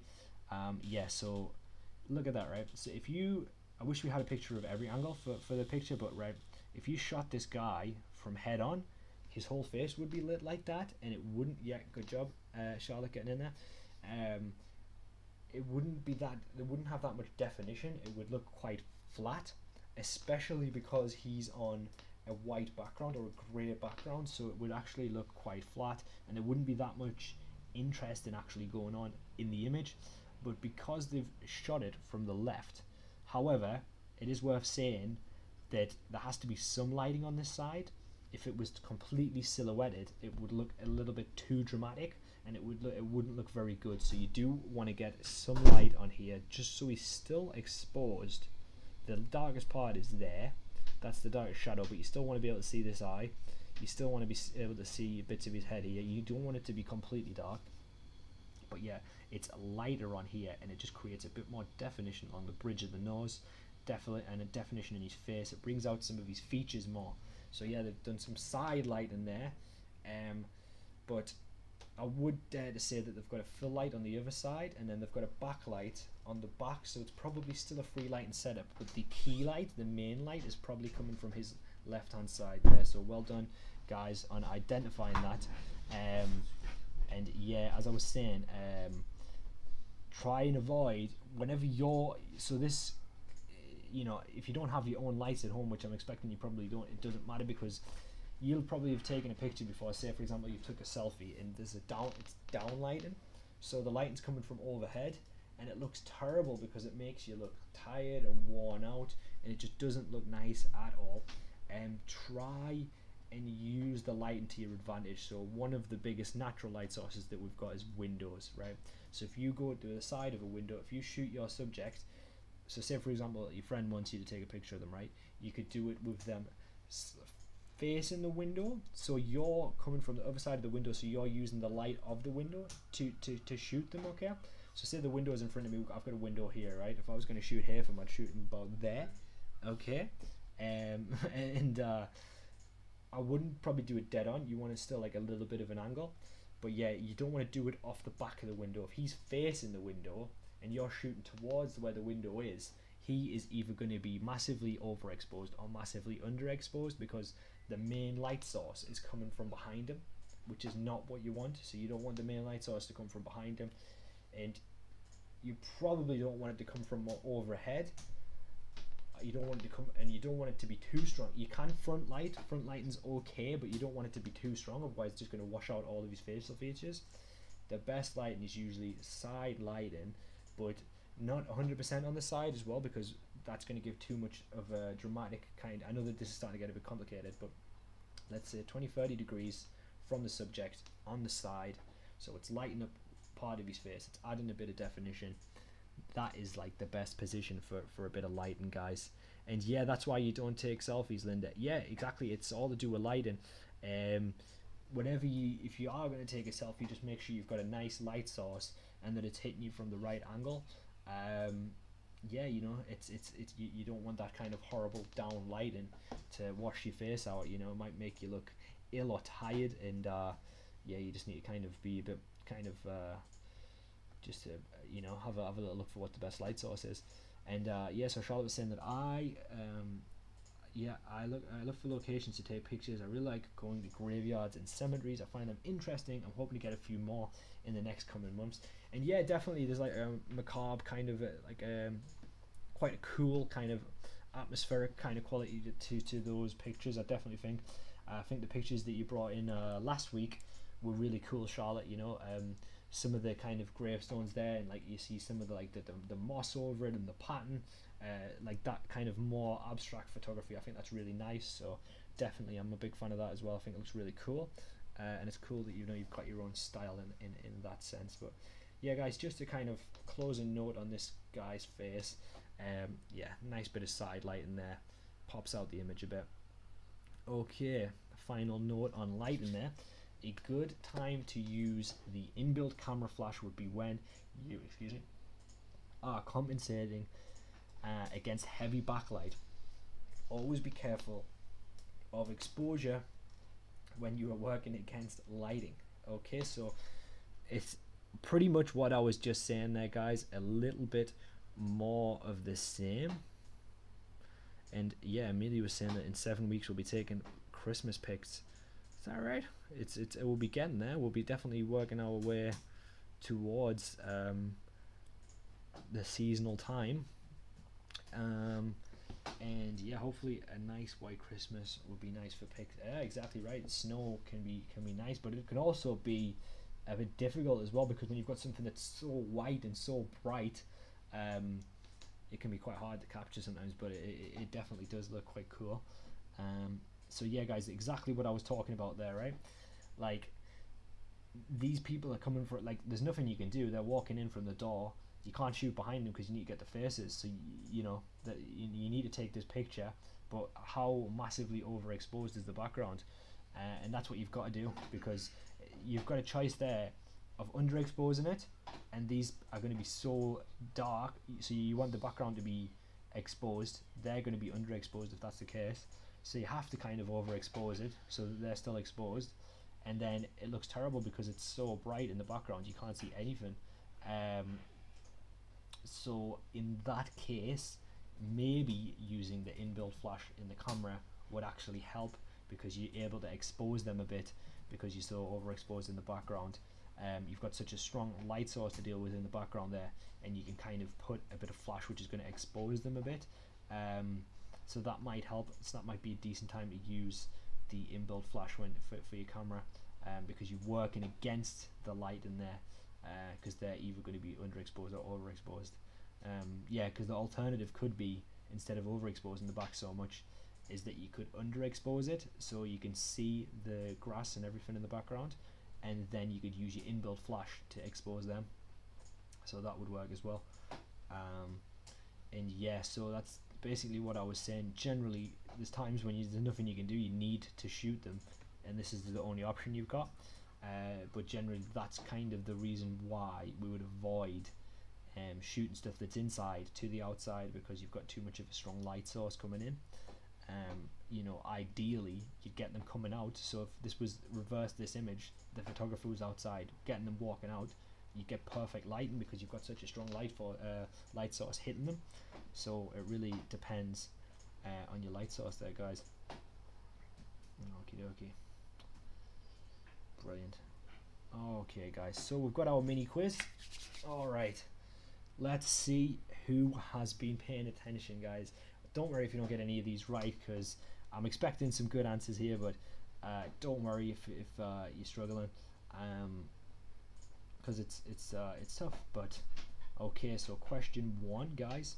Who can tell me what is the exposure triangle, or what, I'll make it easier for you, what 3 things are on the exposure triangle?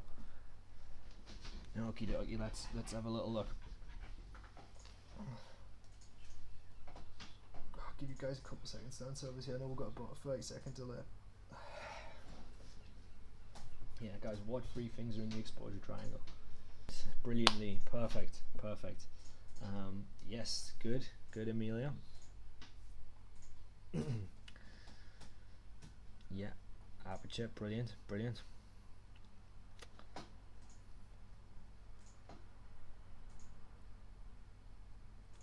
Also guys, don't worry if you don't get the answer in first. I know that some people are slower typers than other people. I totally understand that. So just take your time.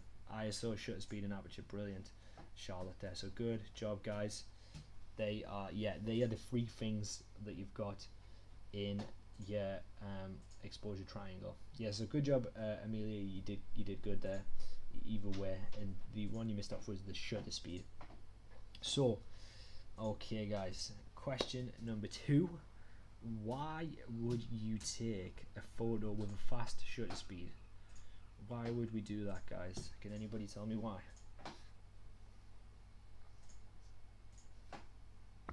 Why would you take a photo with a fast shutter speed, guys? That's the one, yeah, you're right, Mina. So number 2, guys. Why would you take a photo with a fast shutter speed?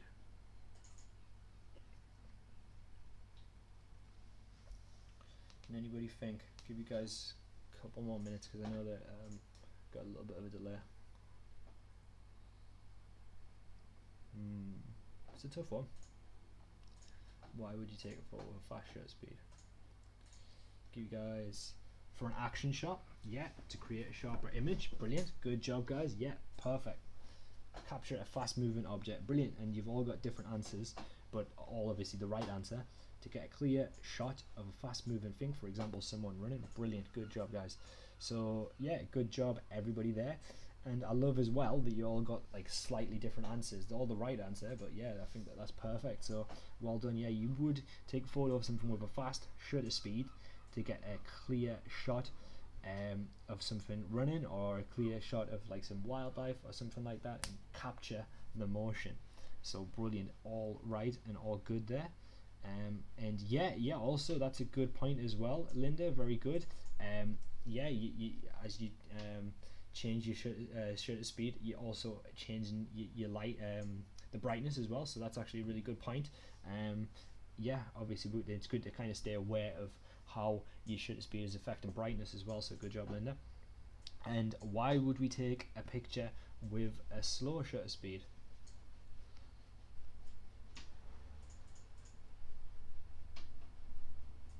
So why would you take a picture with a slow or a long shutter speed, guys? Can anyone remember? To create motion blur on a moving object. Really good, Charlotte. Yeah, brilliant, perfect. Yeah, if you want to create that motion blur on something, if you wanted to kind of make it look like it's kind of moving, you know. Good job. give people a couple of seconds if anyone else wants to answer that one, but it's fine if not. But yeah, so that's why we would take on a slow shutter speed, guys. Yeah. I'll see if anyone else got an answer first. Let's give a couple of seconds. Yeah, there you go, brilliant. Yeah, to blur the background and get a sharper image of what you were using to focus on. Kind of, Amelia, you definitely can get a blur of an image, but that might be more something that you would get if you're playing with depth of field. So your depth of field, which is more related to your aperture. I know that they're very similar and that can be a little bit confusing, but yes, your aperture would give you the aperture would help you get one thing sharper and one thing blurry is more to do with your aperture. Your shutter speed is more to do with like a motion blur, and I know they're very similar, but they are slightly different. So for example, like a waterfall, you want to blur the waterfall. Your answer's definitely not wrong. You're not wrong, but it's just good to kind of make that distinction between the two things. But yeah, in a sense, it's right. Yeah, but suggest movement. That's right. Yeah. So if you were capturing a waterfall, as Linda was saying, then you could kind of blur the movement of the waterfall. So yeah, good answers there, guys. Brilliant. And let's move on, guys. All right. So perfect. Okay. So yes, this is kind of linked to what we're talking about. Why would somebody take a picture with a high aperture, and why would somebody take a picture with a low aperture? So who can tell me why? So there's a couple of different reasons, as we mentioned.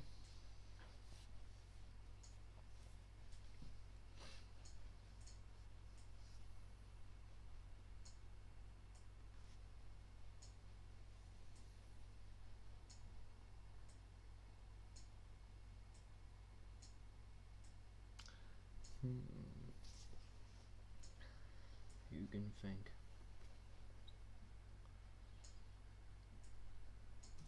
Yeah, why would someone take a picture of a high aperture? So yeah, it affects the depth of field. That's good, Lee. Yeah, that's right. So yeah, if you have a high aperture or if you have a wide aperture, then you can to create a focus point in the picture and a part of the picture may be blurry because of that. Yes, so that would be a shallow depth of field. So that's right as well, Charlotte. So yes, guys, I know that one, that's a hard question, and I think you guys did a good job. So yes, and that's probably the one that we're going to spend a bit more time. Like literally, guys, like when I was doing this presentation, we could have literally done a whole presentation on aperture. Like there's that much to learn about aperture. It tells you how much light is on the lenses at maximum. So yeah, in you've got your f-stops. So you've got your minimum f-stop, and then you got your maximum f-stop, and that is on different lenses. It's how much it's your aperture is your iris of your lens. So it's like the eyeball. It's like the iris. So think about it that way, guys. And obviously your iris expands and gets smaller depending on how much light you have.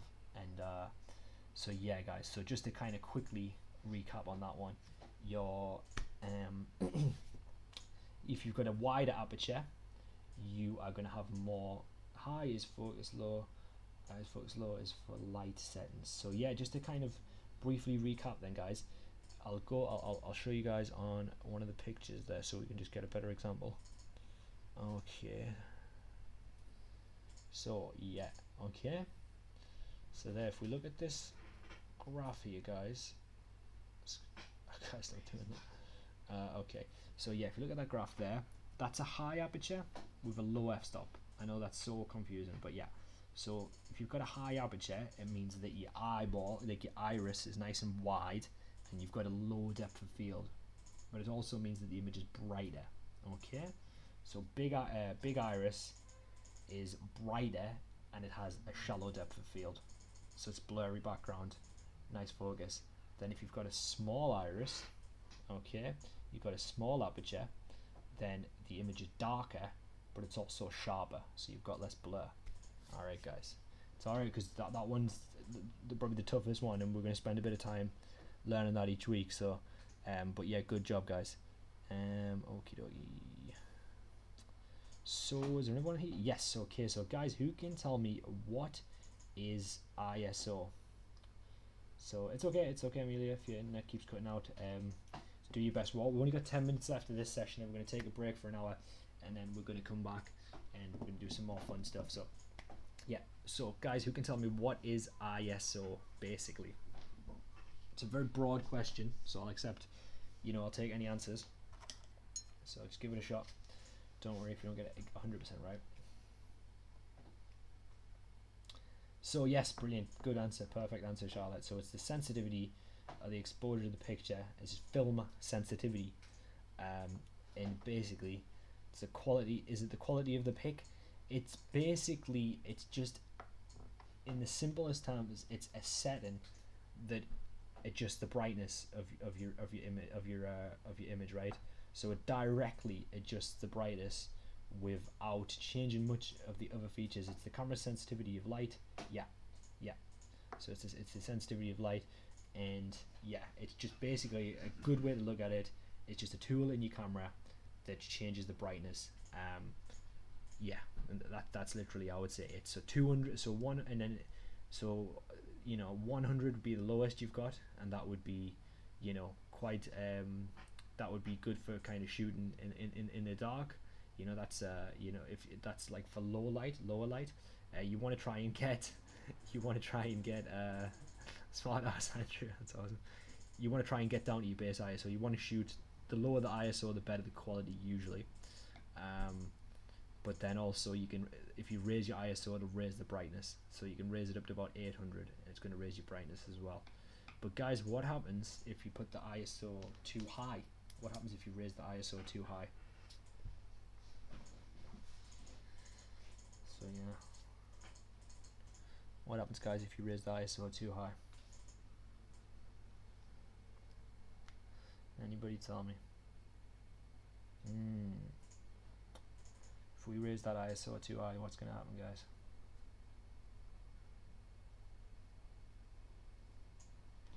Yes, brilliant, Charlotte. Good job.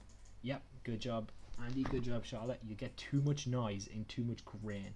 That's right. You're gonna lose quality the higher you get. It's gonna boost your brightness, so it will help your brightness, but it's also gonna give you it's gonna give you a lot of noise.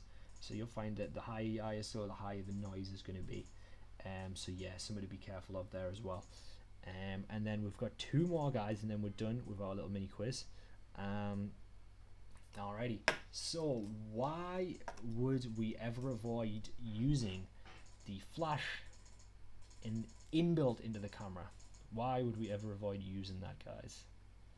So yeah, can you think of any reason that we would ever avoid using it? And what that's, although we're saying this, it's not to always be avoided. There is times when you could use it and it might be helpful, but why would we? Can anyone think of a reason why we wouldn't use the inbuilt flash in the camera?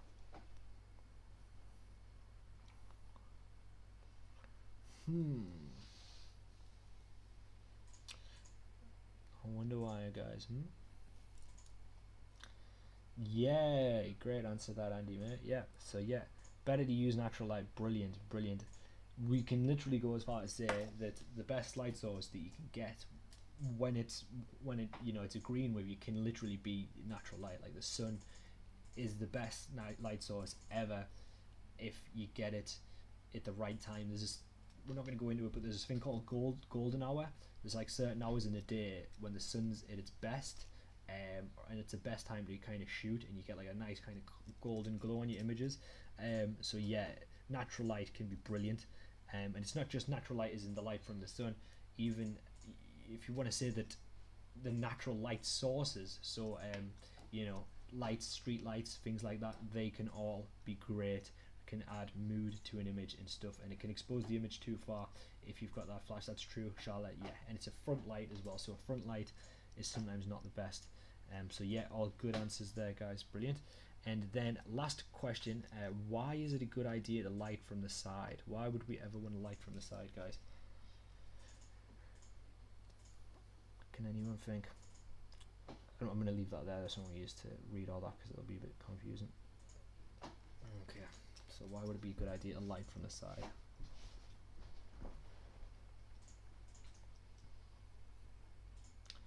to create interesting shadows and lighting for the subject. Yeah, that's right. Good answer. Yeah, brilliant. Let's see, is anyone else got any ideas? No, you've done great, Amelia. You've answered a lot of brilliant questions so far. You've done really well. So don't worry about that. You've had, and also actually, Amelia, you had some really good questions. Before the quiz, you had some really good questions already about like certain things, and brilliant, because it helped me explain stuff that needed to be explained. So you've had some really good input this morning. So don't worry about that at all. Let's see. Okay, I think that'll be alright then. So yeah, guys, so lighting from the side is good because it just adds more definition as well, and it's making your image have more it's more dynamic. It's not one dimensional. It's not just a flat light. You can see different parts of shades of light over a face, so it makes it more interesting. So that's why. Okay, guys, for next week we've got a couple of points here I want to go through. We can recap this in the second half of the session at 1 o'clock. Okay, so yeah, guys, yeah, I wanted to say what Shah said but couldn't get the words to make sense. Don't worry about that, it's totally fine. I know what you mean. I'm like that sometimes as well, when especially when it's, you know, it's unprompted. Sometimes you want to think about what you want to say and stuff, so that's absolutely fine. Don't worry about that. Yeah, so for next week, guys, we're going to meet outside of the office, outside of Media Savvy Towers. I'm sure you guys know where the office is. If you don't, I'm going to send out an email and I'll let you guys know exactly the specifics. So yeah, we can provide some cameras. We have free digital cameras, which are quite good, and then we have several point and shoot cameras. So we should have a point and shoot, the Kodak Easy Share. We could have that for anybody. Yeah, it's not now, it's 2 hours actually, Amelia. So yeah, it's been 2 hours, not just an hour. Yes, so we've got we've got cameras we can lend you guys. We've got free. Yeah, and that's really kind of Amelia there to say. So guys, I'll let you guys organise that among yourselves, but Amelia was saying if there's anyone near to her, they could car share and split petrol costs. So that's maybe a good idea, guys, if you guys want to get amongst that. I'll let you guys organise that. And yeah, we'll meet outside the office at 10 o'clock. And yeah, so we can as I said, we can provide certain cameras, and I'll teach you guys how to use them. I mean, even if you want to use your own camera, we'll do a little tutorial of those cameras in case you want to use our cameras in the future, as Charlotte suggested there. But yeah, once again, you're welcome to bring your own cameras or your own smartphone. So there's a limited number of cameras, unfortunately, of the digital ones. So if everybody did want to use them, it might be a bit tough. But yeah, we're going to go to some sites of interest in Sunderland City Centre, and we're going to go to the park next to the Winter Gardens and get some nice shots. So guys, fingers crossed that we're going to get good weather. I mean, look at today.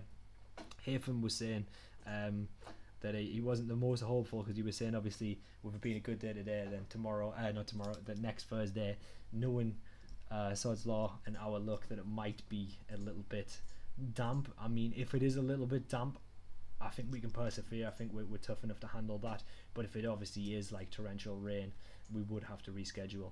And in that case, if it is like torrential rain, then we would probably do a virtual session. It may not be the full 4 hours, but it would be at least 2 hours. I'm sure we could manage.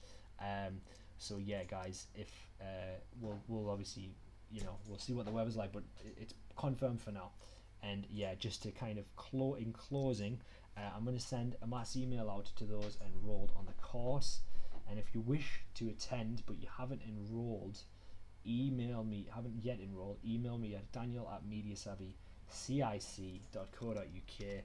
And as I said, next week, I would say early next week, I'll roll out a mass email of exactly, you know, where we're going to go, what the time scale is going to be. I'll have the itinerary prepared for next week as well, because I'm not 100% of which sites we're going to go to yet. I'm trying to work out exactly what's going to be the most convenient in terms of like doing like a route. Route 22, and probably, yeah, because I reckon we could go through the park, maybe like through like the civic centre, come around that way, and I'm just trying to figure it out because we're probably going to go and check out some of the graffiti as well. I think Elephantarium is a really cool building. Maybe check that out, and like we're just going to kind of do like a little route, but I'm going to plan it for next week. So I'll send you guys a mass email for everyone that's enrolled, or yeah, anybody that has been participating, and then give you guys a better idea of exactly the time and what we're gonna do. But yeah, it should be good fun. I'm excited, guys, and yeah, it should be a cool little session. Okay, guys. Anyway, it's about time for lunch, so I am gonna go for an hour. Gonna grab some food. And prepare stuff for the second half of the session, guys. We'll be back in about maybe 1:05 probably, if we just run slightly over. So yeah, guys, we'll be back shortly, and in the second half of the session, as mentioned, we are going to we're gonna hook up the phone. We're gonna look at some smartphone photography, some of the different shots you can get, and then we are going to be using Lightroom and Snapseed to edit some of the pictures in camera. And also we're going to look at the pictures that you guys took. We're going to look at the homework that you sent in.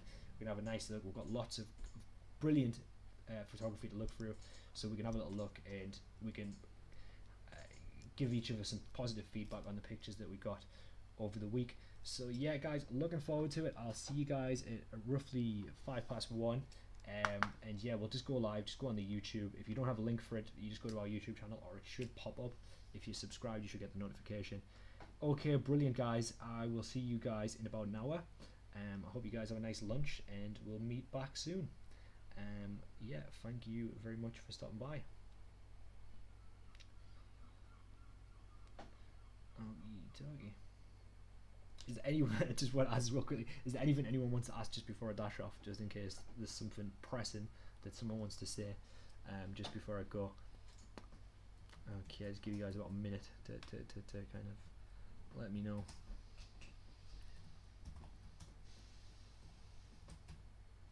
Okay, righty. Okay, no worries, guys. Well, I will see you guys back at about 1:05 then. Okay, brilliant, guys. Thank you for stopping by, and enjoy your lunch.